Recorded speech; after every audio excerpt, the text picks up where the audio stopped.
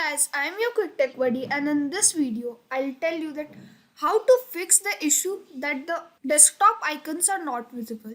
So let's start our video after this short break.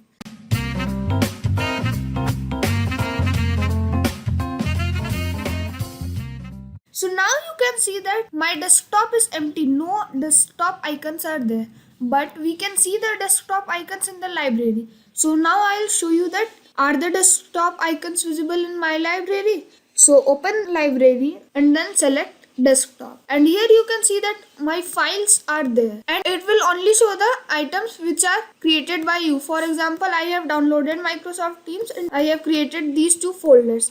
By default, icons are not showing here. So for this issue there can be two possible ways to fix this. So first way is to disable tablet mode. So currently I haven't turned on tablet mode, but it can also be the issue, and you can disable your tablet mode by clicking this option, and then here you can see tablet mode. If your tablet mode is on, you can see interface like this, and once your tablet mode is off, it will come back to original mode. And this is the first way to solve. This can also be the issue. So the second way to solve this is very simple, and most of the time this only occurs.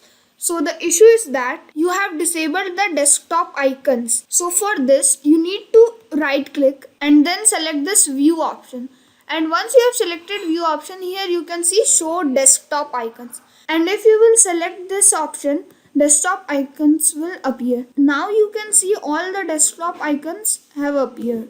So I hope you learned something new today, and if you are new to my channel, then don't forget to subscribe my channel and press the bell icon so that you can get every update from my channel. Thanks for watching.